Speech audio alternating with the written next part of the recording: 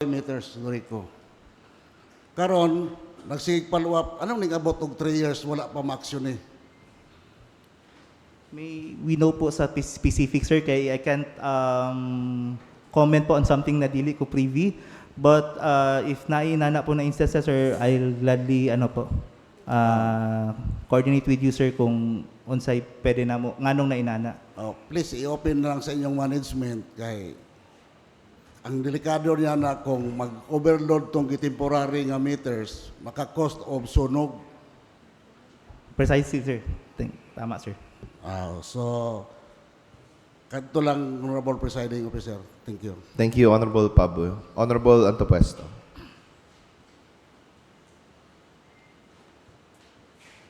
Yes, good morning, Mr. Presiding Officer, Morning. to our colleagues and to the guests of Dorico.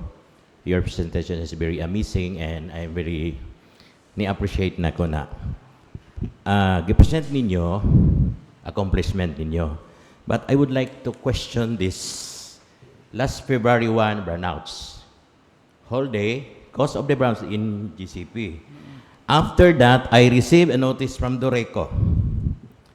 3:57 p.m. Today, February 1, 2026, all scheduled ride-on activities of Dorico have been successfully completed across to the affected areas in Davao Oriental.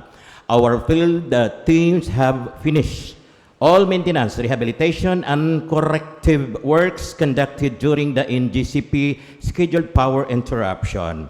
At this time, Dorico is on the standby and waiting the resurrection of NGCP 69 kV transmission line, which is necessary for the resumption of the normal power supply.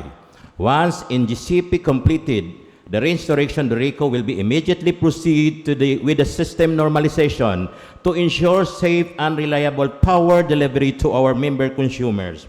We sincerely thank everyone for the patient and cooperation. Further updates will be posted through the official communication. Ang purpose ninyo is safety. Yes, nisiga pagka-alas 6. After 30 minutes, nag-brownouts. How many damages? My guest in my house was stranded or na-stranded sa elevator. Pila ka kilong bugas nga giluto sa rice cooker because you give an assurance the safe. Then after that, walang notice ang Dorico. What are the cause of that brownouts? Sir, I'd like to manifest po, sir, na ako to personally ang nag-send ng mga messages sa inyo. Yes. And to explain po, ganong nag-brown out siya balik after the 6 p.m., yes, it's true po, 3:57 p.m., humana ang mga na-scheduled na rehabilitation works ni Dorico, and naghulat ta kay NGCP na mubalik.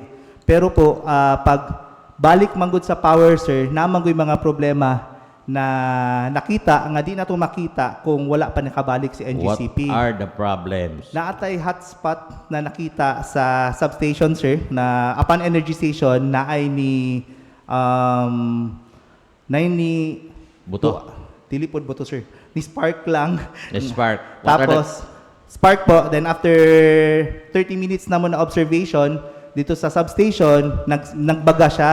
So, para makorek po to dayon, mo to nag-emergency migpalong, and I believe, sir, na-announce po na mo to siya sa Facebook page ni Dorico. Again, sir, musulti po kudaan, the day after ato, pagka Lunes, kay since naatay changes of loads nga dagko nga gipangbuhat sa ato ang linya, nakasinati og power interruption ni kaning dire dapita na linya sa City Hall to Baywalk to Science. Because po nag-transfer lagi tag loads na dito lang siya na wala mo siya na anticipate na ang breaker na amo ang gibutang is need pa siya need na lang po siya pasakaan tungod sa dako nga load nga amo ang gibalhin. Pero yes, sir, katong sa February 1 na hitabo ay I acknowledge po the text message and we're sorry po for the inconvenience, pero need lang gid namo to siya buhaton dayon, sir. Kay kung dili, sir, katong nagbaga, posible to siya maputol na mahimo mas muda ko na ng problema. Yes, I accepted that explanation. But as engineer, Hindi nyo ba nakita? What are the cost of the hotspot? Anong cost doon? Ang cost po sa hotspot, sir, usually is, ano siya, katang wala na tighten og maayo na bolt, Yes. kasagaran. Unsahay po, sir, kay syempre, pag heavily loaded ang linya, meaning mas taas siya o current, mas init siya, na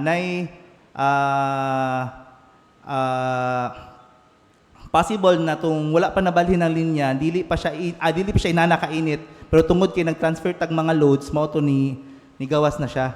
So alam nyo pala yon, that's the cost, di ba? So it be manageable. Yes, Hindi sir. natin pwedeng mapabayaan. That's a sign of responsibility. Because alam natin kung mag-init pala, meron tayong mga malaking load, alam natin yan na mag-init. Bakit hinintay pa natin na magkaroon ng actual execution of that situation without, wala ba tayong mga prevention activities? Yeah, sir, prior to that po, sir, thermal scanning na to siya, wala gyud siya nakita prior. Tung after na pagbalik ni NGCP, that's why po nga kami, dili mi muuli dayon pag na-scheduled na power interruption si NGCP, kay we acknowledge po na posible nga naay mga inaana na mahitabo po. That's why po nakita po do dayon ug wala po nagdugay. Kay kung nagdugay to, sir, mas dako siya nga problema. So I think okay lang yon. Sana magbigay kayo ng warning. Huwag niyong isiguro na for the safe. Dito, maklaro, Yes, sir. di ba? Yes, sir. For the safe. So that's why we kumpiyansa kayo, no? Amay na lang kay sa third floor, nag-head counts me, wala isa, stranded the elevator, no? Then, nagbutod ang mga rescue. Kaya sana, please be guided lang sana. Wala man tayong problema, wala perfect, ana. Yes. But the irresponsible message is to give an assurance to the consumer, we pretend to kay nag-believe naman good sa announcement. But after 30 minutes, next question. May I add lang po, sir? Yes, sir. Yes, sir. Future ano po namo ana, sir, since nag-agad lang magud mi sa schedule ni NGCP good pag mga inaana katag-as, sir, gina-encourage po namo sila, sir, na earlier sila mo balik kay para mas matest ano po namo matest po namo daan tanan before mi makabalik nga dili po mi maipit sa schedule po nila. Kay unsahay manggod po, sir, pag may 6 to 6 kami po compelled jud po mi nga 6, Yes. masiga jud po dapat. So, kato tama ba po? I am not an electrical we engineer. made Yes. some adjustment po sa future po. So tama ba yon? I am not an electrical engineer, but the cause of that, di ba? Yung mga taya-taya, kanang wala mahugot og maayo. Di man nato na gihugtanan mo na because sa mga hangin-hangin na may tendency na siya nga muluag. Wala ba mo inspection without the interruption of the NGCP? Wala ba kayong mga maintenance inspection for that? Na, sir, as I've mentioned earlier po, mo to natay thermal scanner, sir, kay para makita nato kung unsa na mga portion sa ato ang linya ang nailuag, naay init mo na unsahay, if makabantay mo naatay mga emergency na power interruption tungod lang kay mag-correct o kanang mga nagbaga sa linya. So, yes, sir, we do have, sir, pero we acknowledge po, sir, nga dili tanan dayon makuha po damo. Yes, okay.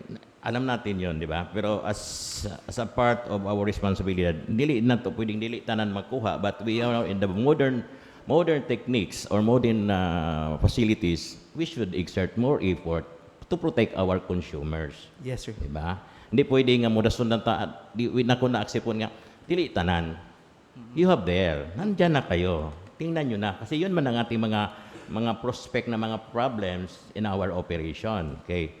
Next question, in relation to the question of Honorable Fabio about the system laws, I have noticed that the DORECO is very strict inspectioning sa mga konsumante.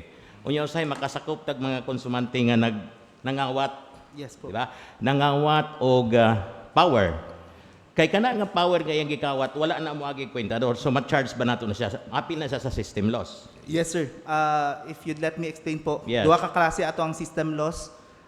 One po is technical losses, which is kanang inherent sa linya. Yes. The other is non-technical losses, which is anything po na human-induced Yes. siya. So, pagpangawat o kuryente, sa side po ni Doreco, mali nga pag-reading, or guba na mga metro, etc. po. Okay. So once nga katong nangawat og kurente, unya di ba nasakpan ninyo. So Nya kini nga mga system loss charge ni di ba nabayaran na kay gipass on. Yes, sir. Gipass on kung sa Bisaya pa gipass ato sa English gipass on. Pero sa konsumante gipass on, no? So gibayaran. Pero ang among na-notice, once nga makadakop mo og mga nangawat og kuryente, inyong kwintahon ang iyahang mituhan na inyohang i-back pay. Yes, sir. Differential billing, So sir. karon gibayaran naman to sa mga konsumante ang system loss. Sino ang nakinabang sa gibayad? Sana madidakan unta sana iripan to sa mga konsumante. Kay nagbayad man ang konsumante. Yes, sir. Yes, attorney? Once recovered, sir, once na back billing, ang kung unsa man to ang katong nasakop, sir, kay Yes. reported siya as sales, so madidak siya sa system loss na pod nga for the current month. Can you present us the deduction properly accounted and signed and certified because that is your reason? Can you present us that all the recovery system loss caused by the human being nga inyong gikolekta na-present pa ninyo nga that amount was already deducted to the system loss of the konsumante? Can Yes, you sir. give us? Makita siya sa computation, sir. Although wala ko'y dala karon na. Yes, I understand. Because Yes you did po. not expect this question because you don't know, hindi nyo alam na yun ang tanong. Yun ang tanong ng taong bayan, hindi Yes, yun sa akin. Yes Yun po, ang sir. mga tanong na ano. So, tana aware tayo dyan. Yes So, po. sigurado ba kayo? Yes po, sir. Makita sa computation if nga ang kung unsa man tong mga na-recovered, sir, recovered and paid, sir, makita siya nga na-deduct po jud siya, so Sa nabawas. system loss, nabawas. Yes, sir. Yes, sir. Oh. Although dili siya directly, sir, ha, pero kung subayon ang computation, inana ang effect niya, sir. May request to the Secretary po to record that they may request the proper audited of the system loss collected caused by the human being to be presented to this council to make it clear para matagbaw ang atuang konsumante. Because that question na sila nagtuyok-tuyok. Honorable Antopuesto, please repeat your request, please. Manifested that we are requested the proper audit of the collected system loss caused by the human, yung pagpangawat sa mga kwan, sa mga power nga wamagi, then properly audited nila. Para maklear, to help Doreco, na hindi naman kayo masamang tao, di ba? So, this is for the purpose of the transparency. Kasi sakit kayo sa part. Attorney, being an attorney, hindi ba responsibilidad? Kasi we are now in the modern generation. Sabi mo, nag-agad tayo sa batas o sa formula na i-charge natin, i-pass on to the consumers ang mga system loss.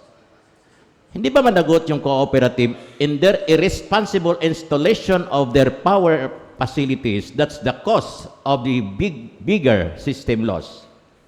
Di ba minsan, hindi lang tao ang dahilan. Dahil din sa installation ninyo, dahil sa facilities ninyo, nagkaroon tayo ng malaking system loss. Hindi kayo pwedeng mag-react because pass on. Wala bang pananagutan ang power company na dahil malaki ang system loss, pinas on ng konsumante, wala kayong pananagutan even though nga kayo ang dahilan bakit lumaki ang system loss? Also, sir, as discussed po, 10.25% lang po ang pwede mapass on sa consumer. So, whatever the excess will be shouldered by Doreco, sir. Pero I understand, sir, no? I understand, Jud, ang kung where are you coming from with that statement, sir. Which is why Doreco holds accountability po. Maunang sa amo karon ang amo jud ginapaning kamutan is manaog jud ang system loss below the cap. Yes. Kay para malesen man ang burden jud sa mga konsumante, sir. Tama po, naningkamot jud pud ta no kay kamo man pud ang basulon. Okay, I really appreciate that. Okay, last may mga question pa ako no nga dapat no. How about ang palaging nagkagubot man gud sa atong area, nagkagubot man gud sa kanang pagpamutol kanang reading. Gaano ba ka-expert ug ano ang relasyon ninyo sa mga meter reader? Empleyado ba ninyo ni or dili?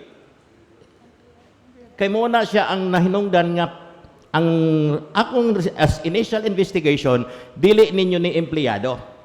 Mamutol ni sila by putol ang inyong bayad. Unya ang reader by reading pud ang inyong bayad. So paano maka-assure ang mga konsumante nga ang inyong mga reader tama ang pag-read nila sa kwentador because dili man di siguro yun empleyado yun dili. For naatay, not all, sir. Short answer is not all. Yes, But for City of Mati, sa ako ang nahibawan, I think isa na lang ang ang purpose, mostly, Jud, sir, is empleyado na sila, contractual employees na sila, and na po yung regular employees na Jud ni Doreco. Based on your answer, I need also the list of that regular, no? Please wrap up, Honorable Antopuesto. Yes, sir, pero I try to emphasize to clear all the issues. It's the big issue for the consumante of Mati. So if we wrap up this, is parang di ba? Also, may I add, sir? Yes, ma'am. As to kanang sa mga reading po sa atong meter reader, sir, naapod tayo mga regular employees nga naga-supervise jud sa ilaha. Naga-check po jud if ever namang may instances na mali pod pagka-reading, na Yes. kanang taas ra kaayo. So makita na siya sa supervisor, sir, taas ra kay nga reading or baba nga reading, gina-monitor po jud na sila, sir. Which is why kung naa may mga inana, labi na if na konsumante pod mo adto, mas dali nang siya makater. So, pwede lang mo reklamo ang Yes. konsumante. Dili magsinuplado ang Doreco. Mga Dili, isog sir. pa yun kaya Normal ng Doreco. Mato dito, mo yun na imong reading. What ay mahimo kay gibasa na. That's my experience sa atong mga reklamanto. Pero sana, mauto lang attorney ha. Okay, that's the request. Also, sir, as mentioned by Engineer Alas, if ever pod na adyoy duda sa metro as compared sa load jud sa kuan, pwede ra jud ipatest pod ang metro, sir. Okay, thank you. Last question na lang. The City Council received a request letter that you are requesting a certificate for your project, yung sa CAPEX. Can you give us any provision that when you need the Doreco, once you purchase, you need a certification from Because in the framework, based on the regulatory framework in the Philippines and Electric Cooperative, does not need any resolution from the council or what is the important you submit to the ARC and the ARC will approve. So what's the use of that na nagsulat pa mo dito sa council to request that Yes, sir. That is a requirement under the ERC rules, sir. So, bali part siya sa process namo sa kanang kaso nga amo ang gipasa sa ERC. It is a ERC case man ang tawag gud ana, sir. So, isa sa ilang requirement is to inform ang mga konsumante and especially the mga LGUs. So, nag-provide me og copy sa katong among application sa governor, sangguniang panlungsod, Mayor of the City of Mati and Sangguniang Panlalawigan. So, ang katong certification na among gipangayo, sir, is certification only nga na-receive ninyo ang katong application. Kana ang content sa letter, sir, it's only a certification that you have received a copy of the application. So certification that you inform to the council. Yes, sir. Not for the approval because here No, is sir. the communication is the approval. So No, we do sir. not need for the approval, di ba? So i-clarify na to sa atong Energy Committee, that's only a recognition or certification that we receive the communication. Wala tayong statement na we approve. Yes, sir. Oh, so yun lang ang gusto kong malaman sa inyo, taga Doreco. May question sana ako pero personal. Ginawa nyo sa bahay ko after I manifest her. Right pagka tomorrow, anong ginawa niyo sa Tamya? You inspect parang mga NBI, no? So this is my manifestation, huwag tayong magpersonalan. Okay, that's all, Doreco. And last question.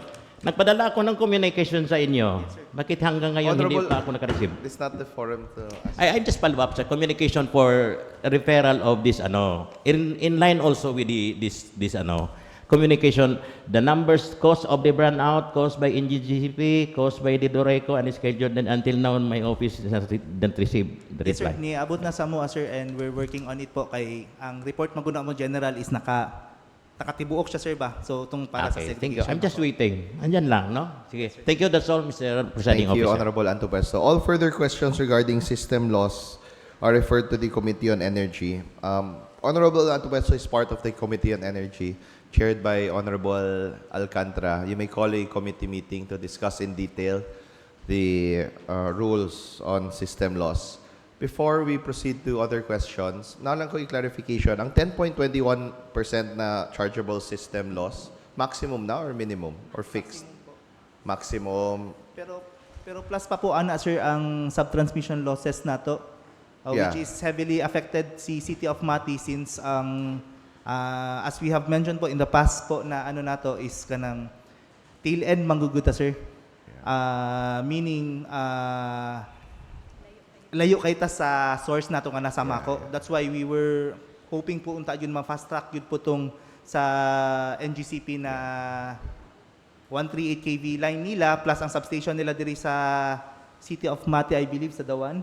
Kay para kung naana na siya, sir, dako gyud kay siya reduction sa ato ang subtransmission losses. Yeah. So the system loss composes of the transmission loss, human loss, tama ba? Meter loss, and then the 10.21% na gina-charge sa atong consumers, which is allowed by law, maximum na. Pwede lesser ang i-charge. Na. Yes, sir. In other electric cooperatives, Nordeco or what, they charge also the same amount? Yes po. Same Sige. po. Thank you. Other questions from the members? If there are none, ma'am, sir, we'd like to thank you for your time here today. Thank you. Nindot ang inyong ginahatag na updates. Nagka-idea me. And thank you for answering all our questions. We'll call a committee meeting to discuss further the concerns of the members on the Committee on Energy. And we hope that you will still be able to attend and entertain us in a more lengthy forum. No? So, daghang salamat. Salamat na pod sa inyong time. A few minutes recess is declared. Pa-picture ta diri.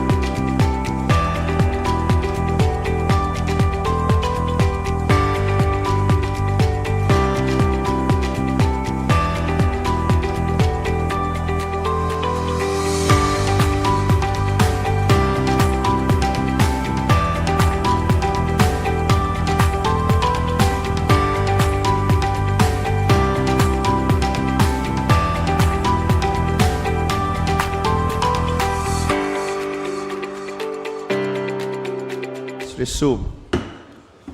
We have one more guest for today. Before we invite them to the session floor, I'd like to request the SP Secretary to please read the letter of invitation. Office of the Sangguniang Panglungsod, Police Major J. Rim Villa, Provincial Officer, PNP Provincial Highway Patrol Team. Sir, as manifested by Honorable Senator Paul Alcantara, Chairman Committee on Transportation during its February 10, 2026 regular session, the Sangguniang would like to invite you to attend its regular session on February 18, 2026 at 9 a.m. at the City Council Session Hall to help the august body address some vital issues affecting the transportation sector of the city. We shall look forward to your support and cooperation on this matter in aid of legislation.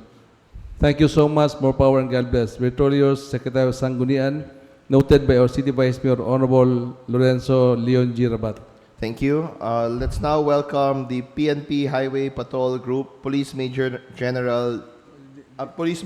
J. Rim R. Villa to the session floor. Sir, welcome sa among regular session. Please. Thank you, sir.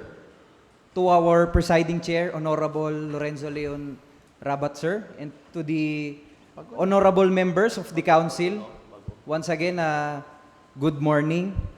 Special thanks to Honorable Sander Alcantara, sir, for this opportunity. Actually, this will serve as my formal courtesy. So, allow me to present. By the way, I am Police Major J. Rim R. Villa, the newly installed Provincial Chief of the PNP Highway Patrol Group here in the province of Davao Oriental. Secretariat, please. Thank you. So next slide, please. So for our mandate as members of the PNP-HPG,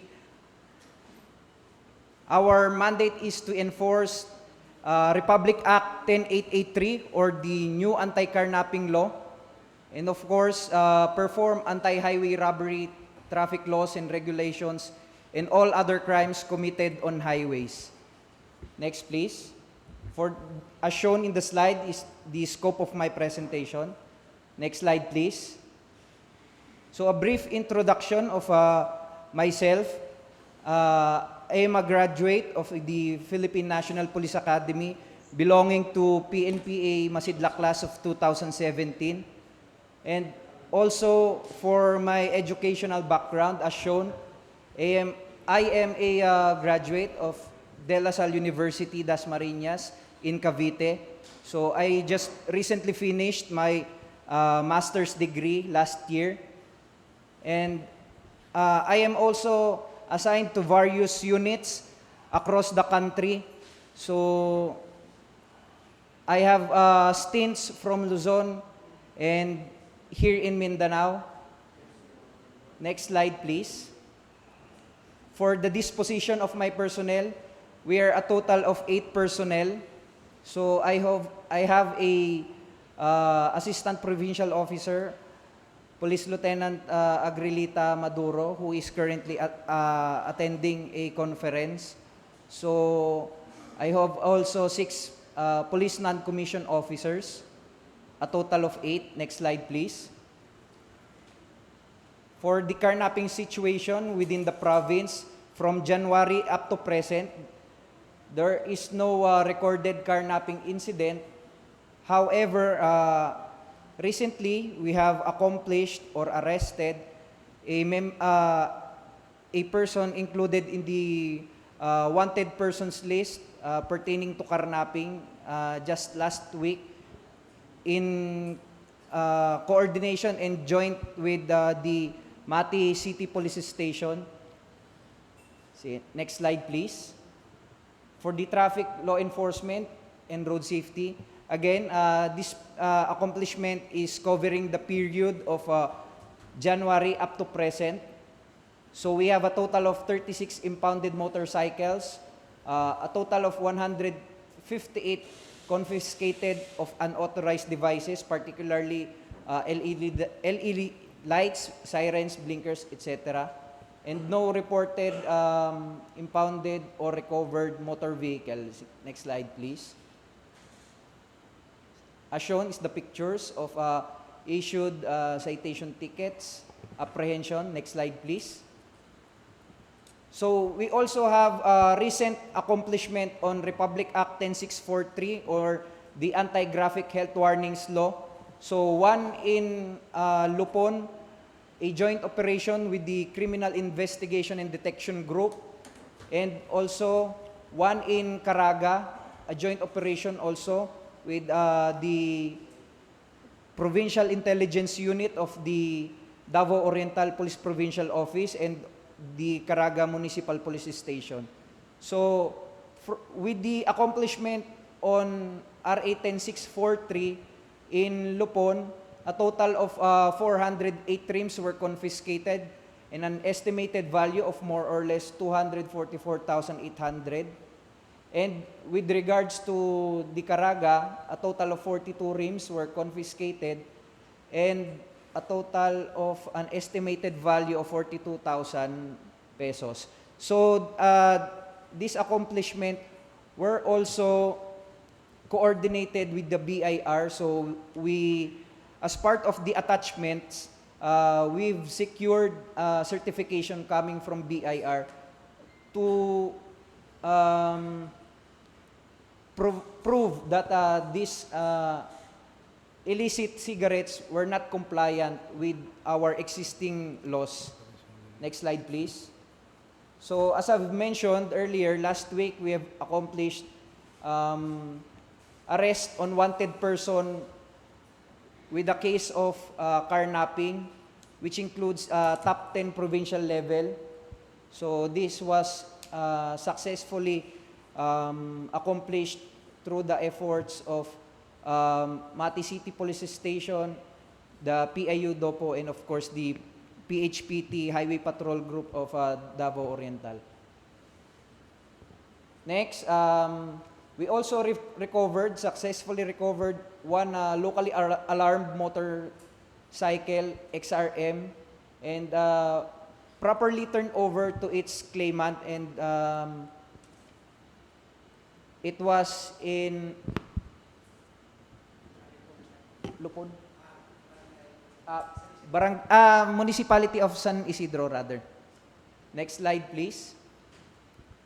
So, I would like to emphasize that as part of our mandate, we also issues MV clearance.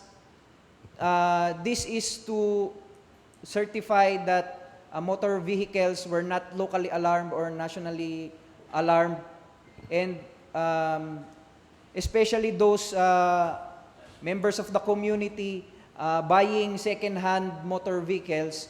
One of the requirements of the LTO is the motor vehicle clearance provided by the Highway Patrol Group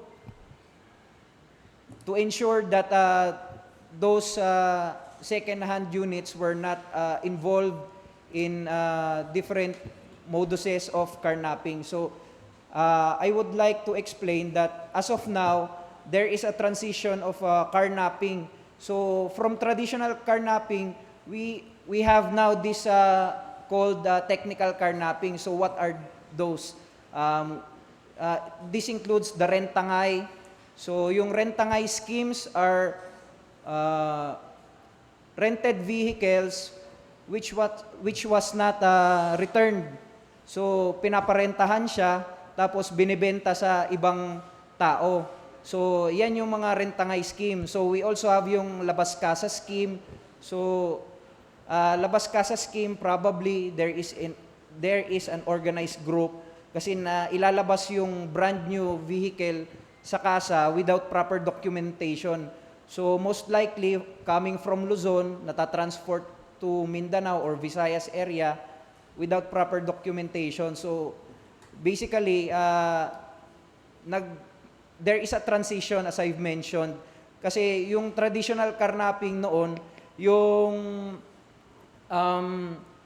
kukunin yung sasakyan, kunyari tututukan ng baril yung may-ari, and then kukunin yung sasakyan. So ngayon there are different moduses, so included in the technical carnapping. So hindi na yung traditional. So there are a lot of moduses right now involving carnapping.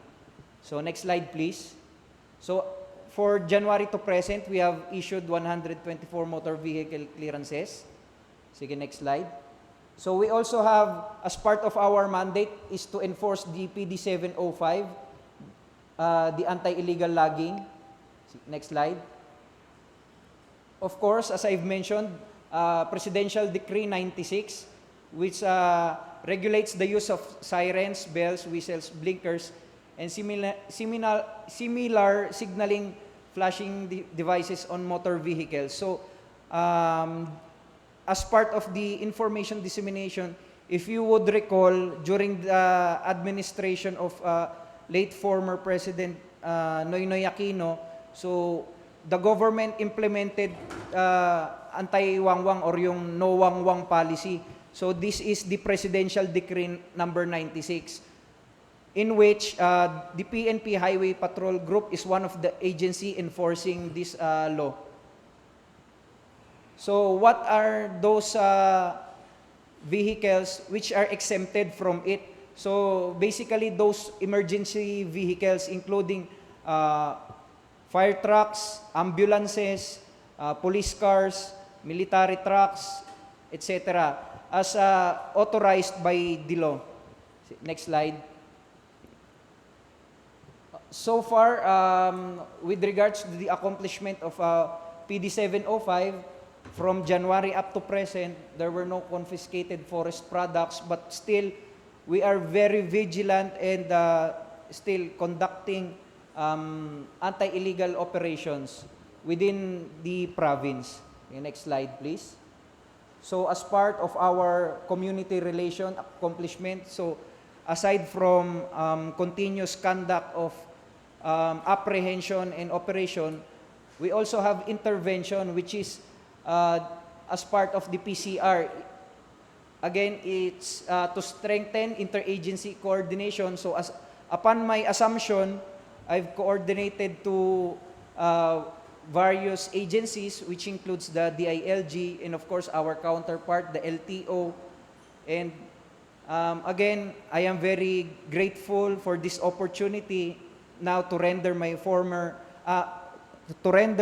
my formal courtesy to the members of the council as part of this interagency coordination. So I am looking forward to work hand in hand with you to maintain the peace and order within the city, particularly in the traffic management and safety and road safety. Next slide, please. So we also conduct lectures and seminars, particularly defensive driving, roadworthiness, safety riding seminars, safety and traffic awareness to different agencies, schools, and other LGUs within the province. Sige, next slide please. We also conduct distribution of information education materials. Sige, next slide. Pulong-pulong dialogue and lectures to the community as part of our intervention for us to disseminate within the community what are the existing traffic rules and regulations. Sige, next slide. We also conduct terminal and PUV inspections. Next slide, please. Of course, traffic direction and control to prevent congestion, especially when we have different occasions or activities within the province.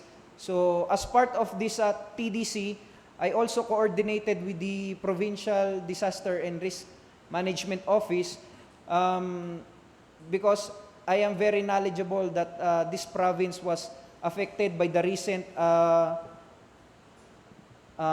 calamities, particularly last year, this year. So I've coordinated with PDRRMO because they raised a concern pertaining to these calamities, and we can help them provide traffic direction and control, especially in those times. Okay, next slide, please. So, police assistance and police presence. Next slide.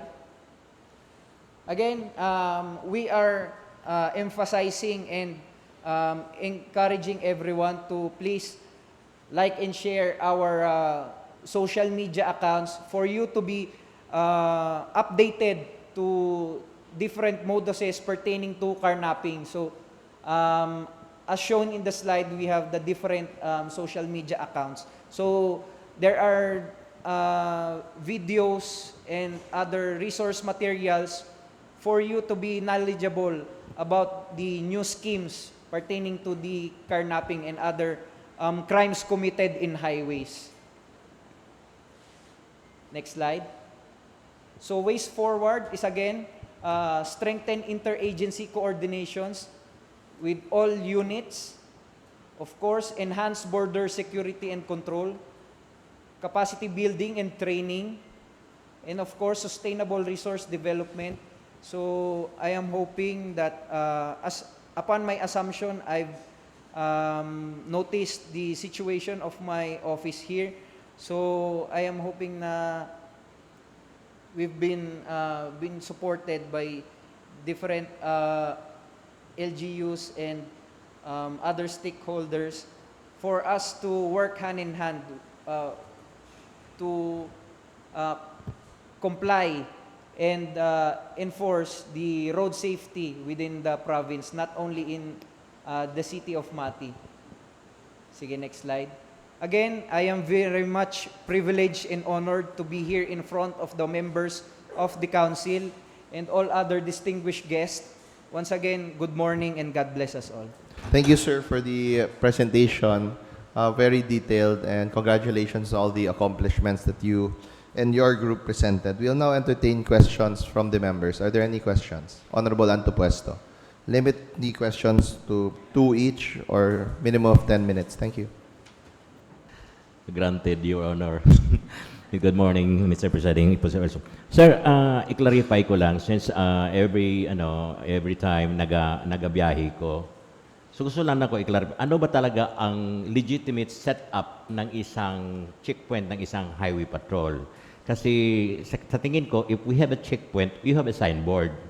But we have noticed last Sunday or last other day, only the vehicle and the police stand up in the roadside. Ano ba talaga ang legitimate setup ninyo?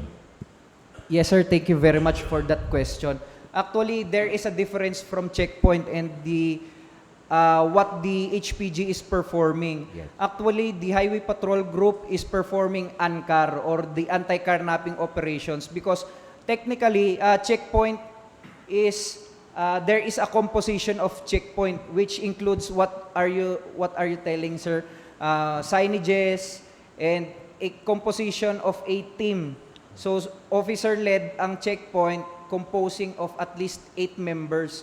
So we in the Highway Patrol Group, again, as you've seen my presentation, we are only composed of 8.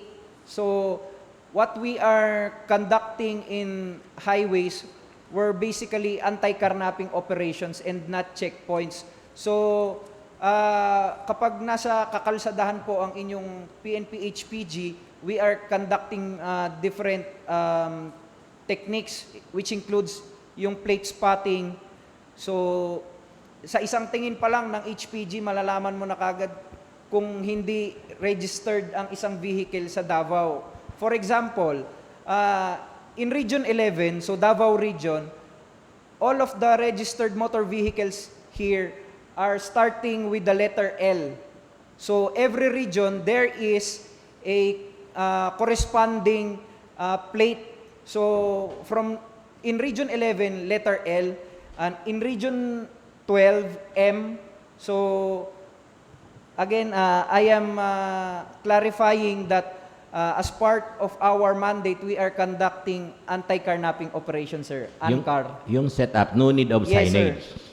Ganun lang. Kahit wala pong signage, Okay lang. sir, basta visible yung aming sasakyan or yung aming patrol car. And of course, as you've noticed to our uniforms, it includes our surnames and our Uniform. ranks, insignias, to ensure the public that we are performing our duties, sir. You perform anti-carnapping even without notice that there is a hot car anytime kayo magkakaroon. Di ba usually kung highway patrol, di ba may parang magpindot sa inyo nga may hot car or carnap. That's the time na magkaroon kayo ng checkpoint or ano? No, sir. Every day, sir, Pwede we kayo. are required to be in highways. Hindi lang tuwing may info ng there is a locally alarmed or nationwide alarm of vehicles. So again, as part of the anti-carnapping operations, we conduct random to different places. Kasi sir,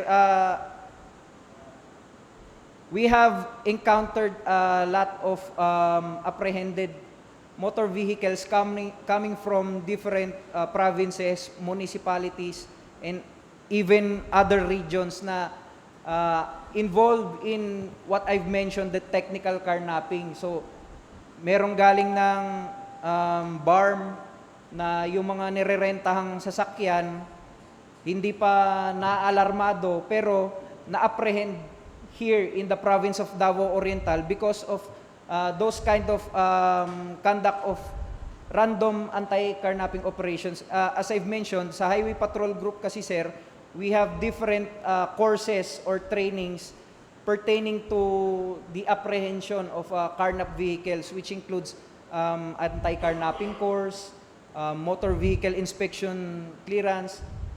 We also have yung motorcycle riding course. So, Okay, sir. That's all, sir. Last Yes, question. Anong ma-advise mo, sir? Kasi ma-observe na to sa highway. Once na gani mo, di ba, natanggong tanan. what if kung naay emergency pasahero niya, unsay advice na lang nimo sir kay hadlok man gyud na sa inyo ha. Unsa may imong ika-advise o unsay ilang buhaton ana? Yes, sir. I-grab na lang nato sir kay live man ta. Yes, sir. Thank you again, sir, for raising that point. So actually, sir, as part of our operations, upon verification naman, sir, as to the status, hindi naman agad i-apprehend. Actually, I've already had a small talks with different LCEs or local chief executives. We are advocating karon, sir, bagong Pilipinas bagong PNP sa bagong Pilipinas, serbisyong mabilis, tapat at nararamdaman. So, in short, we are advocating to implement the law with the heart. So, upon verification, if ma-prove naman, sir, na there is an emergency, we will not Consider. prolong. And of course, again, na-raise mo naman yan, sir, we are conceptualizing a program na those members of the community is matulungan natin, sir, na for example, may ma-apprehend kami, sir, na walang driver's license or walang lisensya. We already coordinated with the LTO. How could we help them? Kasi most of them were basically common people. So we've already reached out to other LCEs na mag-conduct ng caravan, for example, na lahat ng violators itapok tanan, and then matabangan ni LGU na maparehistro tanan for us to ma-release yung as of now we have many impounded motor vehicles kasi one of our requirements is to provide the proof of ownership. So hindi namin pwedeng i-release basta-basta, sir, ang na impound na sasakyan without proving the proof of ownership. What are those requirements? So one, the primary is the ORCR. So dapat nakarehistro, nakapangalan sa kanya yung sasakyan. Kasi ang maging problema natin, sir, baka may ibang claimant. So one of our requirement is to prove or the proof of ownership. That's, sir. Did Okay. I answer your question, sir? Slight lang pero just okay. That's all sir. Thank you. Thank you, Honorable Antopuesto. Any more questions? Honorable Valera, followed by the Honorable Alcantara.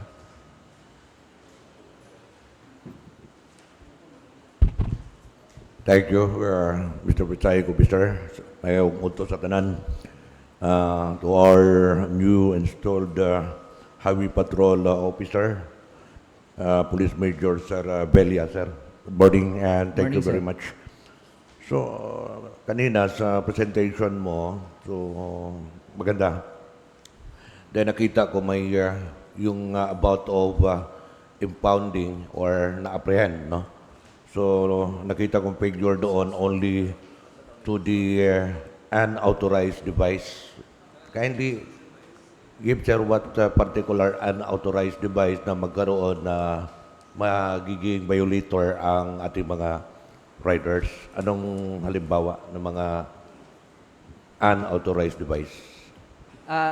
As you've noticed on my presentation, sir, one of the most common na unauthorized device is yung blinkers and unauthorized yung mga LED lights, particularly yung mga naka-install, yung mga strobe lights na naka-install sa mga truck or bao-bao.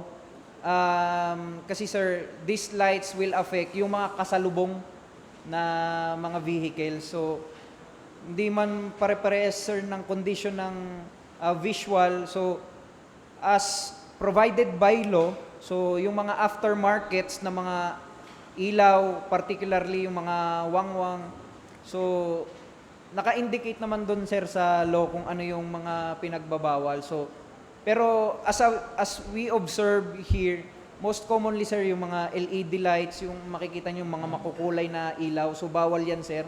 Kasi, yun nga, sir, lalo sa gabi, yung mga kasalubong, sir, very much sensitive yung visual. So, nagiging cause ng accident. So, lalo na yung mga sobrang maliliwanag, sir, yung ilaw. Particularly sa mga motorcycles din, kapag meron silang mga auxiliary lights na masyadong maliwanag na... Pero makikita Yes, sir. ng HPG yan, ma-determine ng HPG kung ano man, magdakop kayo ng gabi or even sa araw, makikita na ninyo yung pag-installed ng mga unauthorized device, di ba? Tama, sir? Yes, sir. Ang operation naman namin, sir, is randomly conducted. Pwedeng araw, pwedeng gabi. Kasi, as I've mentioned, there are different techniques or yung aming craft. Kasi hindi naman pwedeng every night mag-operate kami. Mapapattern naman, sir. Thank you, sir. So, with your, sir, as Highway Patrol, kasama natin no, sa pagpapatupad na kailangan dapat doon tayo sa matuwid.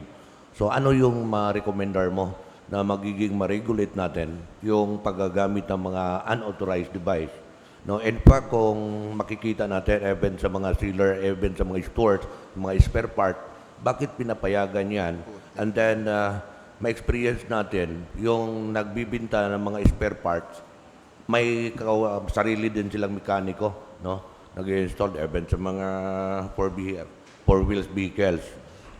Like for example of this, yung palagi na lang natin ma-experience yung illegal using of or improvised muffler. So, ang tanong ko, bakit pinapayagan doon sa mga nagbibinta ng mga spare part ang muffler na alam naman natin na illegal yan, hindi pwede gagamitin yan, at least standard, no? Yung samok na kayo, yun makapansinan ng tao, makadisturbo na sa daan. So, anong dapat pwede natin i-recommend sa panig mo bilang Highway Patrol, sir, about yan? Thank you, sir. Actually, we are conceptualizing nga, sir, as part of our PCR activities is yung conducting of lectures, information disseminations, which we will include yung stakeholders forum siguro, sir, na i-involve namin, sir, yung mga owners ng mga shops na you've mentioned to educate them. And of course, through the help of siguro nung sa part ng LGU, yung licensing or those who are issuing business permits as part of the stakeholders forum na for them to educate nga, sir, na merong existing laws na pinagbabawal, sir, yung mga aftermarkets na ganun, sir. Sige, maybe ano pa, lalagyan ng parang pamphlets, no? Yung maganda. Ilagay sa mga spare parts store para doon makikita nila. From Highway Patrol na information na ito bawal. Ito bawal. Yes, sir. Thank you, sir, for that brilliant idea, sir. And of course, I am adhering with the honorable members of the council. Fair. If you could also provide us existing ordinances, of course, through the help of the honorable chair on Committee on Transportation, if there Okay. are existing ordinances pertaining to that for us to review para kung actually I am almost 3 weeks newly installed pa lang, so hinay-hinay lang ko, sir, pero puhon, sir, ma-address nato. Ito pa, sir. As per your presentation, only 8 personnel that we had into our office of SPG, no? So, paano natin o anong matutulong mo? What is your recommendation about? Although my colleagues here in 8 City Council already approved and passed a resolution, ordinance about the drug race, no? Dito, yung mga illegal na lumbaan sumati. So ano ang masasabi mo din, sir? Nakikita natin 8 lang yung mga personnel mo, di kaya, di ba kasali din yun, dapat mabantayan natin, sir, no? So anong marirecommendar mo? Recommendation lang. Hindi ko yung sabi na trabahuin ninyo, recommendation malang matutulong mo about itong illegal drug race natin dito. by using by our public utility road natin. Thank you, sir. Of course, through the help of the LGU, pwede nating upuan, sir. So, as we all know, those are your constituents. So, we will also hear what are your sides. Because as part of the law enforcement, what we will do is to implement the law. So, but of course, again, as I've mentioned earlier, we want also to implement the law with the heart because we are dealing with common people. So we are reaching out with the honorable members for us to not only the HPG, of course, you are also involved in the implementation and the maintenance of road safety within our city. So, pwede nating i-sit down, sir, as you've mag-come up kayo, sir, ng ordinance. So, unsay maayong buhaton nato na for first-time offenders, mao nila ang dili nato tikitan. So, mag-refer pa rin kami, sir. So, again, if we involve everybody, I think we could address those issues, sir. Thank you, sir. This is the last question. No? So, I believe na lahat ng tinatrabaho natin from LTO, Highway Patrol, pag mag-apprehend tayo, issuing by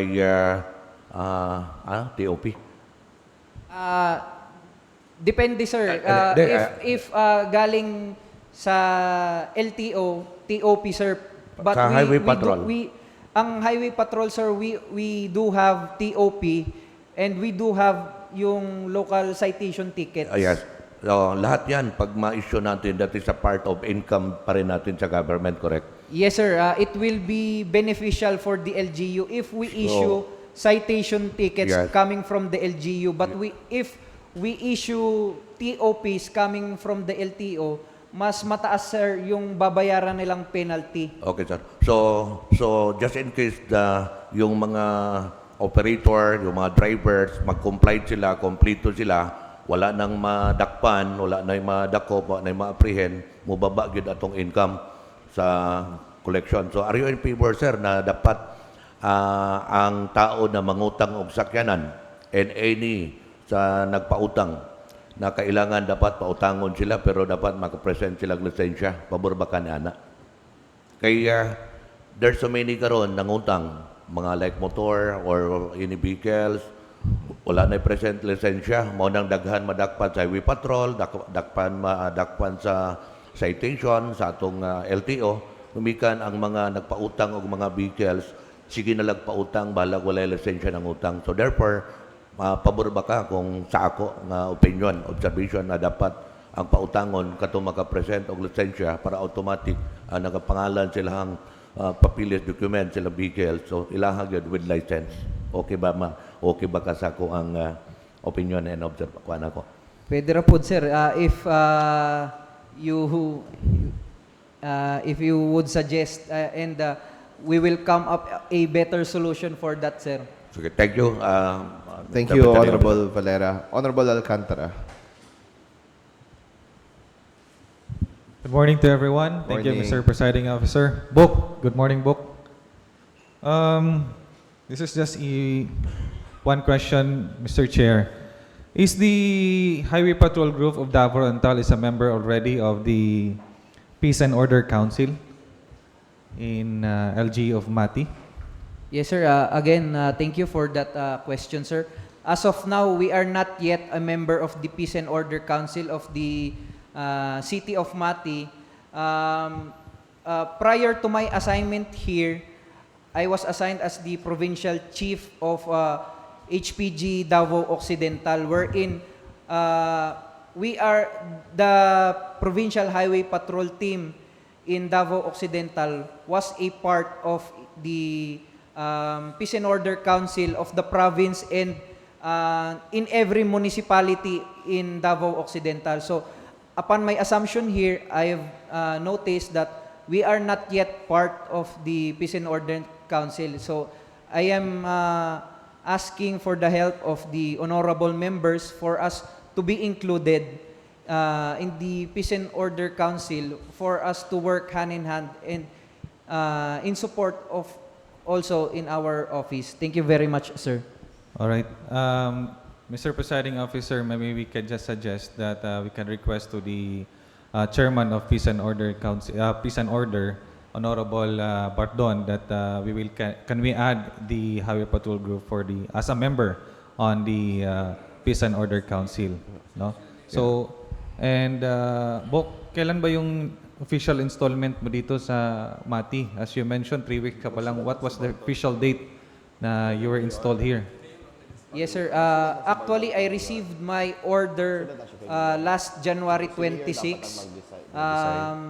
But it takes a few days before I transferred here because nag-prepare pa ako, sir. But officially, I was designated provincial chief on January 26, sir.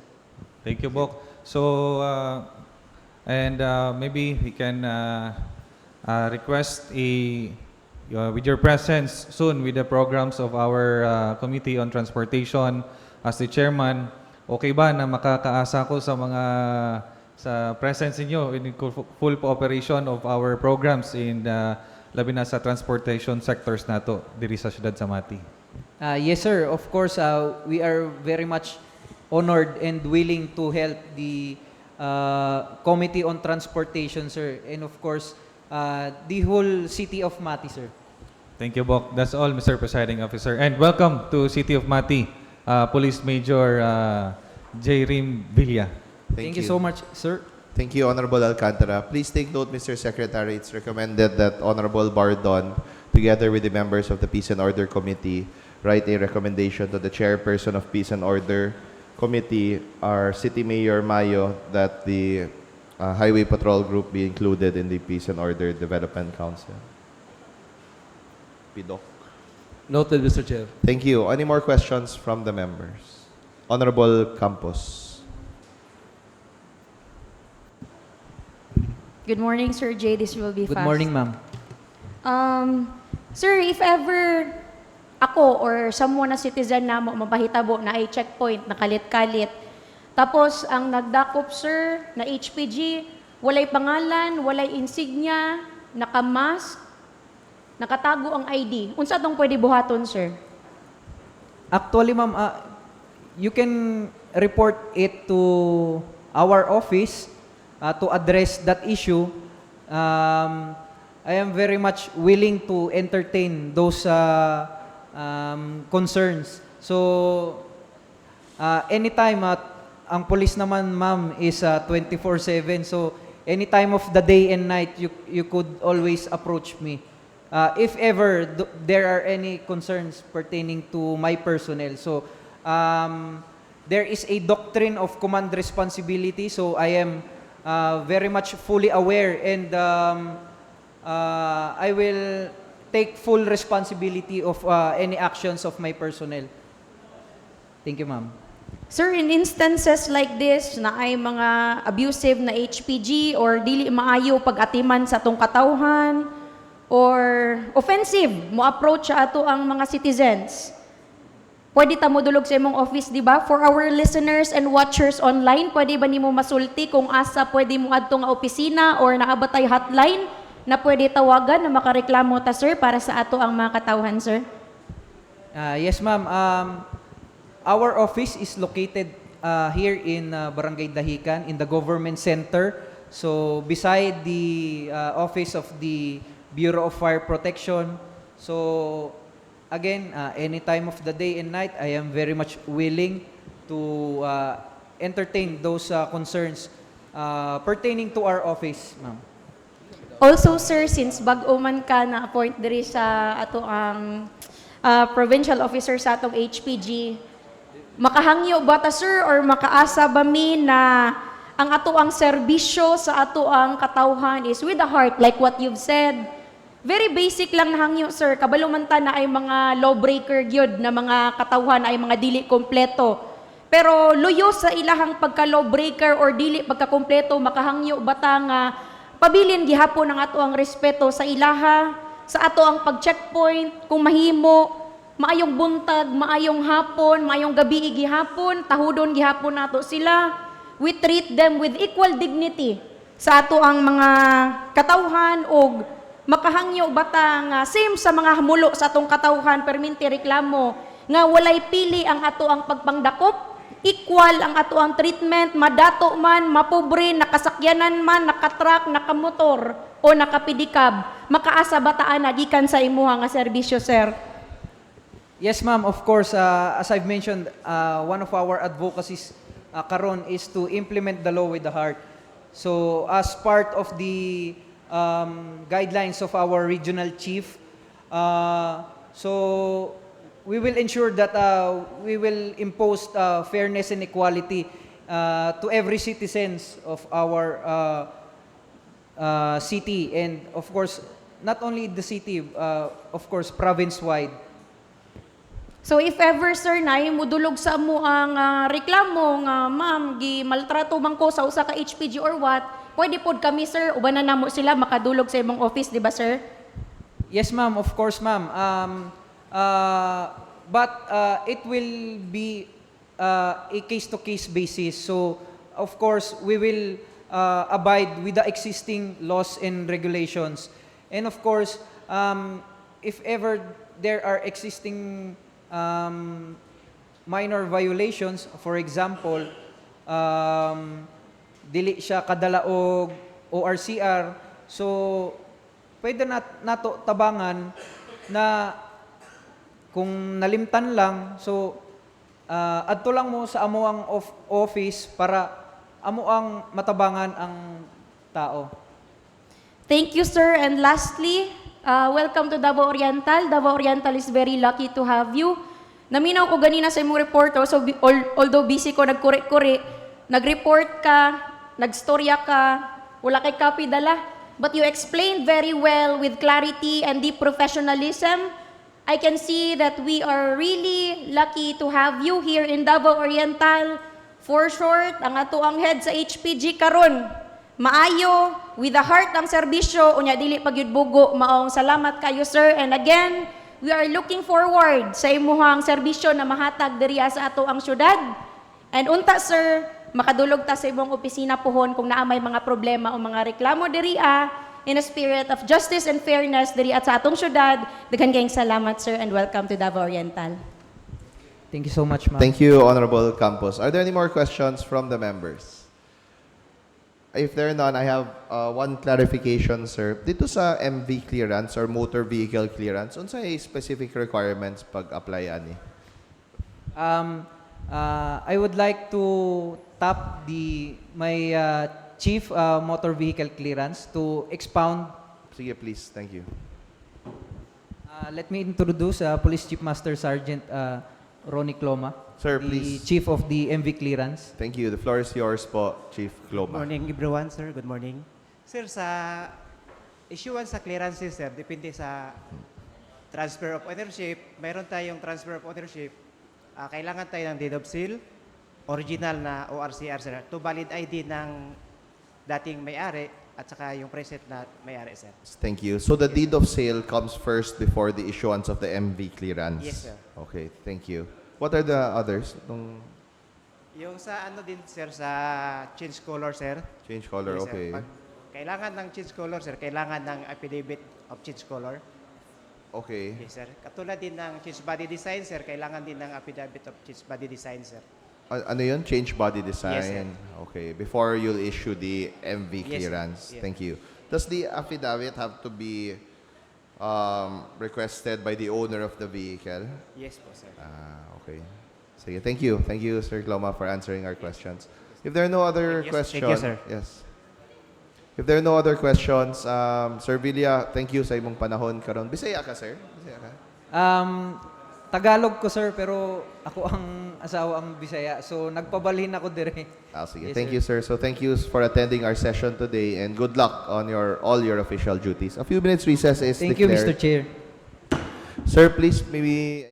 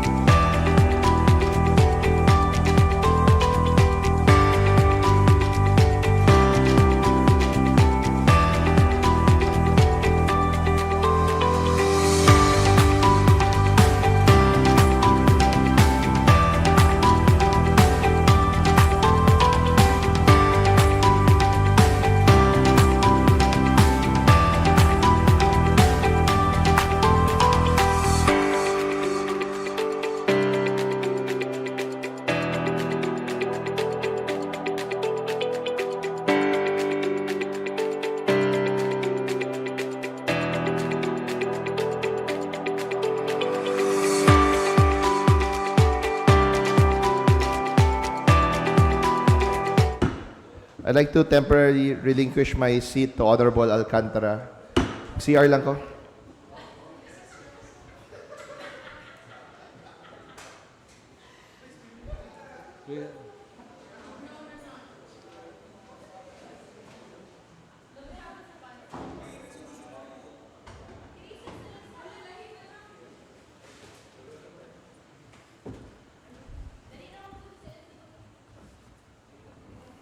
Few minutes recess is declared.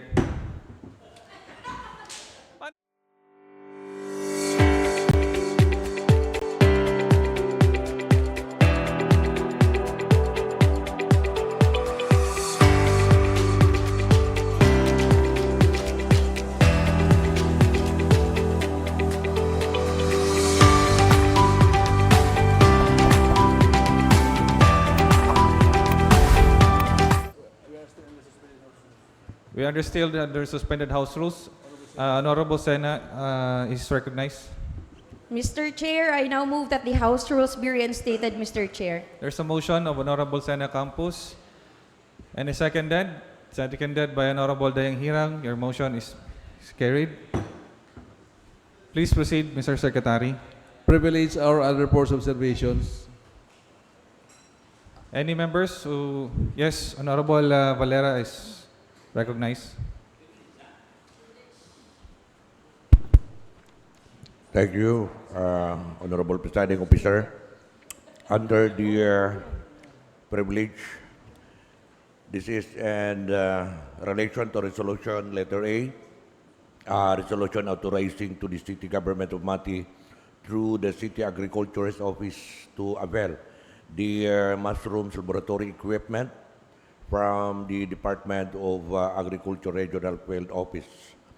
This representation would like to manifest that this resolution will be tackled under an assigned business under suspended House rules. I do so move, Mr. Chair. There's a motion of Honorable Valera to his privilege that be included in our regular session. Please take note, Mr. Secretary. Properly noted, Mr. Chair. Any members? Honorable Antopesto and next, Honorable Macaubos. Yes, good morning, Mr. Presiding Officer, and to my colleagues and to our SP Secretary. This representation as Chairman of the Committee on Cooperative and Livelihood would like to appeal this August body for consideration regarding the communication number 49-2026 requesting for the approval of the application for accreditation with the City Government of Mati to be tackled under the assigned business suspended House rules. Please take note, Mr. Secretary. And I would like also, Mr. Presiding Officer, to present to you the president of this, we have Mr. Rolly Saceda. Dear Mr. Rolly Saceda, we will assure you that your application for accreditation will be tackled in this August body. Honorable Macaubos is recognized.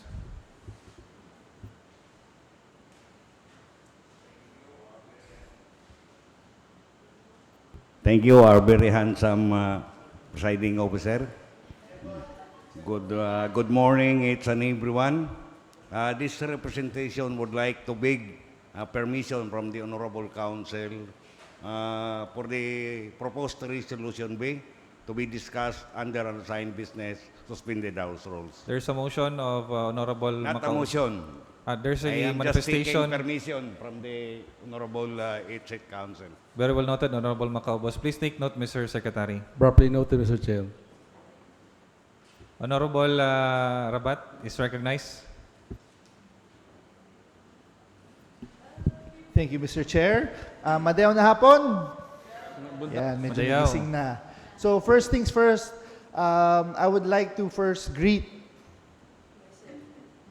our colleague kasi it's her birthday tomorrow, Councilor Tara Rabat. Yes. Gaita. Advance happy birthday. Happy 31st birthday. And also, Mr. Chair, I would like to add, kasi maybe the next time I'll be able to talk, human na ang Dabraa. So I would like to wish all our athletes technical officials, tournament managers, and coaches, good luck, and also to represent Mati to the fullest extent for the upcoming Dabraa 2026 held in Tagum. So guys, good luck po sa inyo.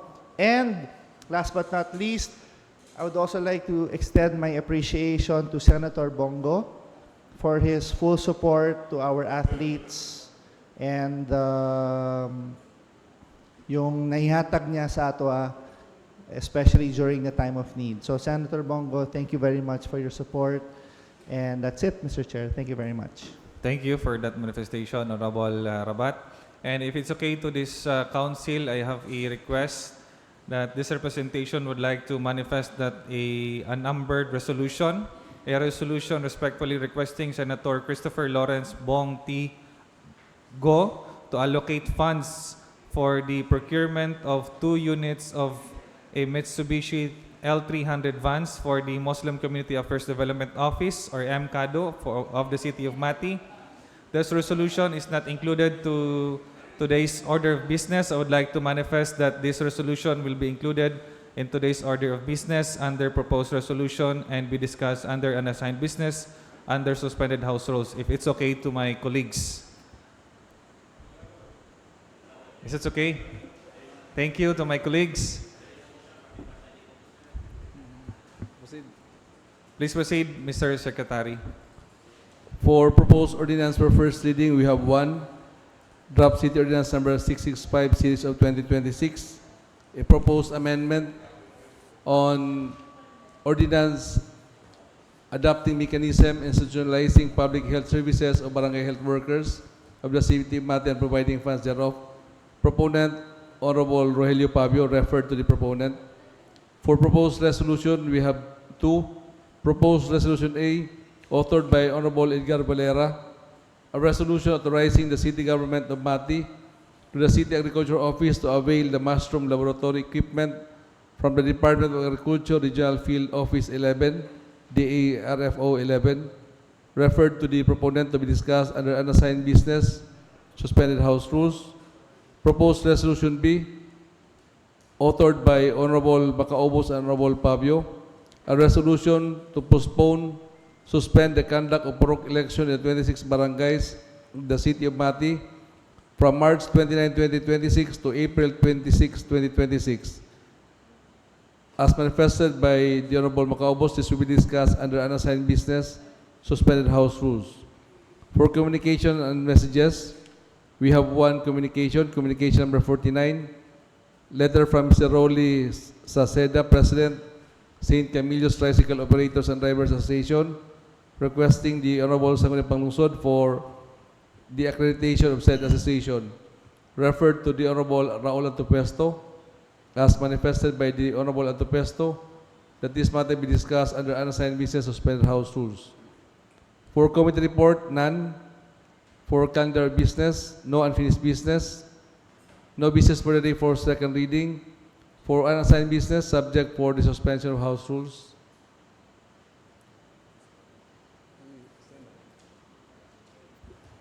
Honorable Sana Campos is recognized. Mr. Chair, I now move that the House rules be suspended, Mr. Chair. There's a motion of Honorable Campos and is seconded to this motion, to her motion. Seconded by all members present. This motion is carried. We are now under suspended House rules. The proposed resolution of Honorable Valera. Honorable Barrera is recognized.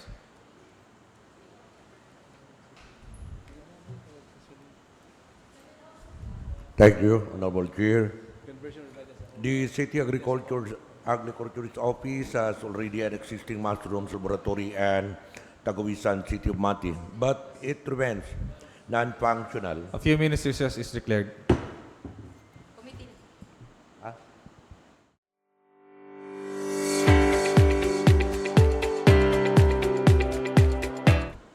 Honorable, please proceed. Mr. Chair, I also move that this august body be converted into a committee of the whole, Mr. Chair. There's a motion of Honorable Sana Campos, so seconded, this is motion. Seconded by Honorable Dayang Hirang, your motion is carried. Please proceed, Honorable Barrera. May I proceed, Mr. Chair? Again, the City Agriculture's Office has already an existing mushroom laboratory and Taguisan, City of Mati, but it is remained non-functional due to lack of essential equipment necessary for its found the production. The availment of this of state-of-the-art mushrooms laboratory equipment will enable to see the City Agriculture Office to fully implement mushrooms-based intervention.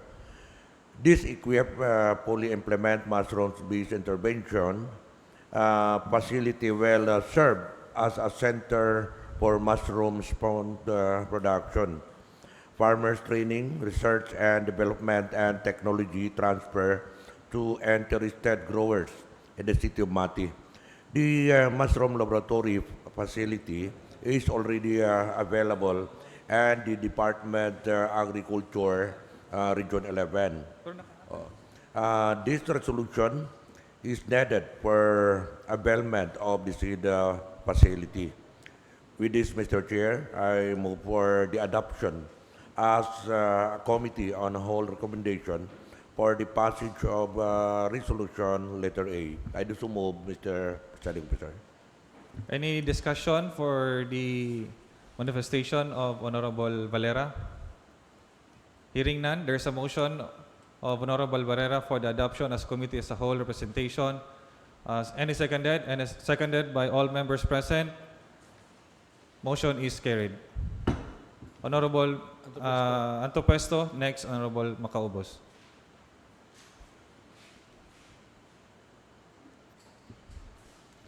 Thank you, Mr. Presiding Officer. Now the floor is open for any discussion regarding the communication number 49-2026 application for reaccreditation of St. Camillus Tricycle Operators and Drivers Association with the official address at Madang Central, City of Mati, Davao Oriental.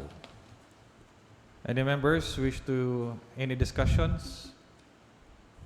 Hearing none, please proceed, Honorable Antopesto.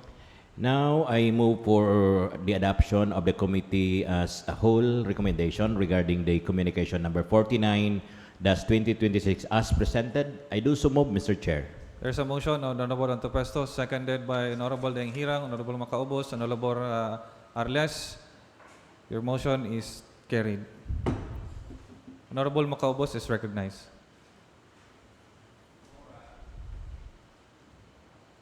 Before I open for discussion, I would like just a very brief history with this proposed resolution B. This was being discussed during the meeting with the city mayor and majority of the members of the city council.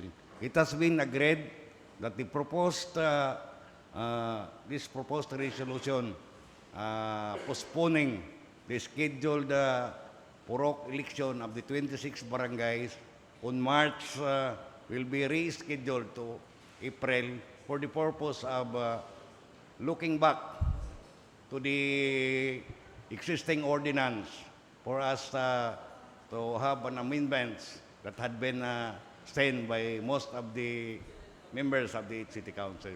So therefore, members of this council, the floor now is open for the discussion for the resolution B. Any discussion from the members? Hearing none, please proceed, Honorable Macaubos. If there is none, I now move for the adoption of the committee as a whole recommendation for the communication resolution B. I do so move. There's a motion from Honorable Macaubos for the adoption as a committee as a whole. Any second from the members? Seconded by Honorable Pang, Honorable Arles, Honorable Gaita, Honorable Deng Hirang, and all members present. The motion is carried. Ikaw saan? Ikaw, di ba naka-propose sa solusyon? Oh. Pwede ba kada?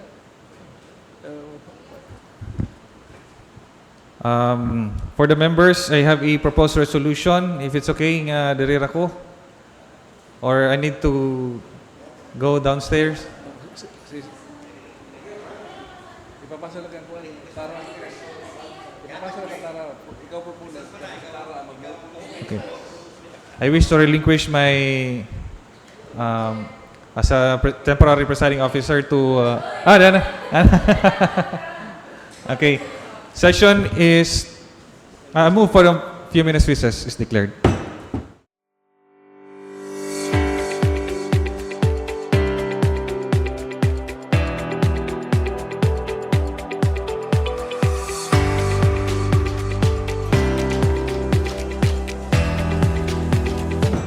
I wish to relinquish my as a temporary presiding officer to our regular presiding officer. Session is recess.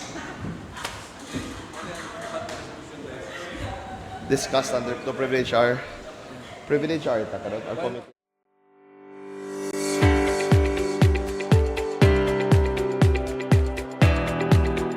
Session is resumed. Honorable Valera is recognized. Wala pa ba? Honorable Alcantara. Honorable Alcantara is recognized. Sorry. Thank you, Mr. Presiding Officer. Action tag kabalaka ni kalit.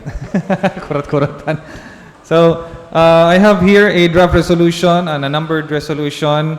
A resolution respectfully requesting Senator Christopher Lawrence Bong T. Go to allocate funds for the procurement of or donate 2 units of Mitsubishi L300 vans for the Muslim Community Affairs Development Office or MCADO of the City of Mati.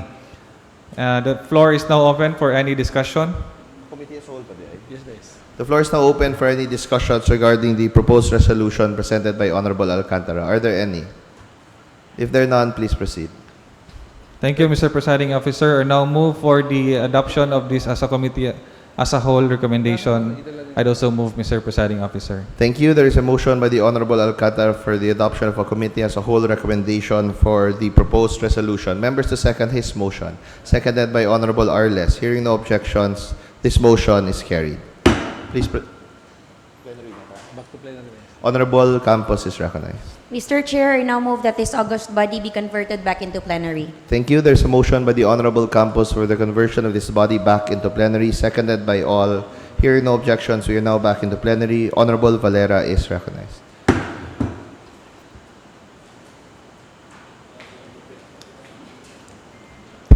Thank you, Honorable Presiding Officer. I now move for the passage of Resolution A, a resolution authorizing the City Government of Mati through the City Agriculture's Office to avail the mushrooms laboratory equipment from the Department of Agriculture Regional Field Officer 11. I do so move, Mr. Presiding Officer. Thank you. There is a motion by the Honorable Valera for a passage of resolution, seconded by Honorable Arles. Hearing no objections, this motion is carried. Honorable Antopuesto.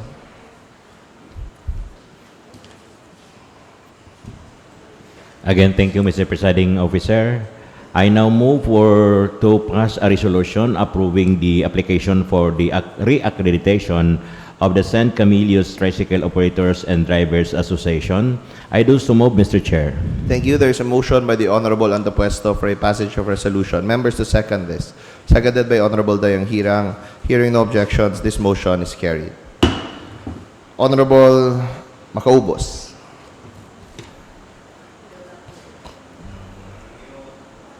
Thank you, Mr. Presiding Officer. In behalf of the Committee of Barangay Affairs and my co-proponent of this proposed resolution, I now move for a passage of a resolution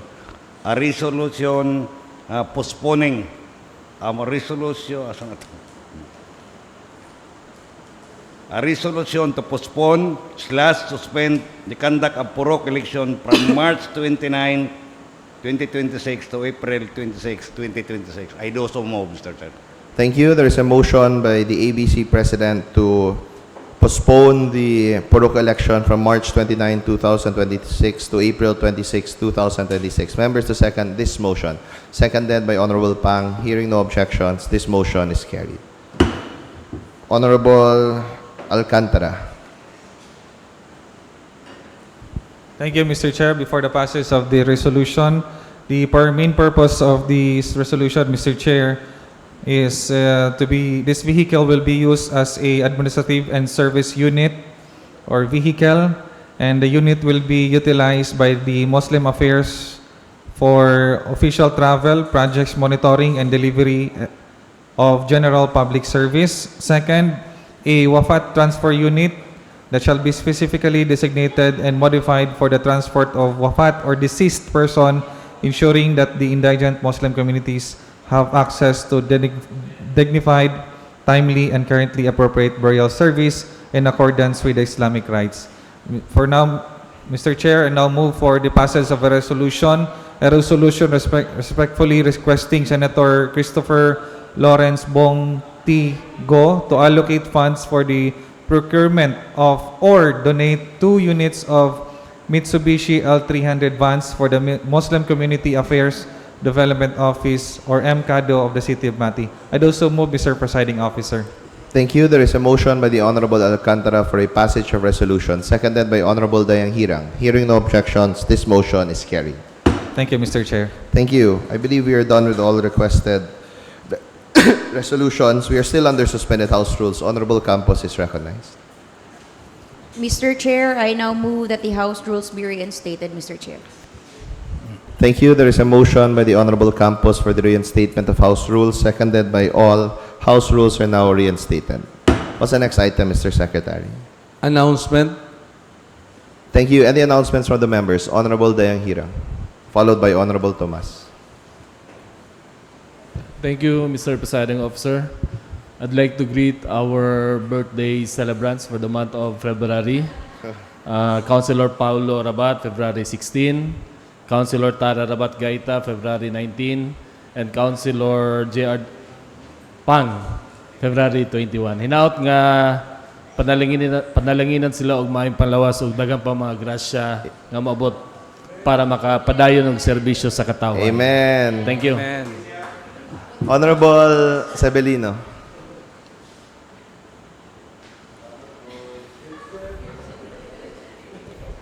Thank you, Honorable Presiding Officer. I just would like to inform the members of the Committee on Youth and Sports Development that we will be having a committee hearing tomorrow, Thursday, 19 at 1 p.m. here at the Sangguniang Panglungsod Session Hall regarding the draft City Ordinance number 639 and also the draft City Ordinance number 640.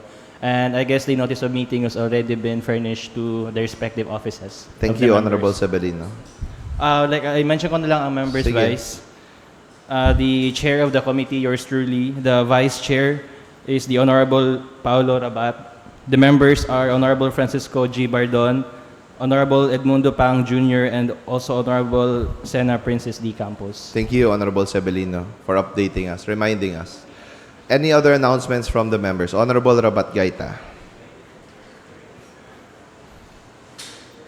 Thank you, Mr. Chair. I would just like to remind and to inform again the members of the National Movement of Young Legislators that this coming February 23 to 25, 2026, the National Movement of Young Legislators will be holding its 27th National Convention and Election of National Executive Committee on February 23 to 25 at the Manila Hotel in Manila. So I hope members of the NMYL would be present or will also join the convention. If ever mo-appeal ang ato ang mga members of the YL, please do coordinate with my office para if ever pag-abot ninyo dito, well taken care of po ang mga YLs. Thank you. That's all, Mr. Thank you, Honorable Rabat Gaita. Sulti lang kinsamang botohan. Anyway, our next regular any announcements from the members? More announcements. If there are none, our next regular session will be on February 27, 9 a.m. Kasi dili ta mag-quorum next week. Friday. That's a Friday at 9 a.m. Tapos, basig pwede mangutana karon kay suspend na ang purok elections. When will be our NBank meeting to discuss the amendments to the ordinance? Honorable Macaubos. Pwede February 27 after our regular session at 9 a.m. Sige, please take note, Mr. Secretary. Kitang tanan appeal sa meeting, ha. Sige, if there are no other announcements, please proceed to the next item. Closing prayer by the Honorable Valera. Honorable Valera is recognized.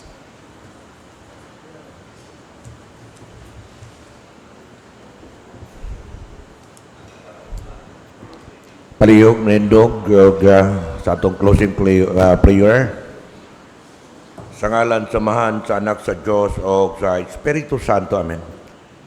Lord, we thank you for the time we've had and for the progress we've made. Establish the work of our hands and meet the plans with lead and positive outcome. Protect us as we live and grant us your peace. Continue to guide us in your will even as we return to our daily task. Amen. In the name of the Father, and of the Son, and of the Holy Spirit. Amen. Thank you. There's a motion by the Honorable Valera for the adjournment of today's session, seconded by all. Session adjourned. Reminder to Honorable Antopuesto, tong draft decision kay punong barangay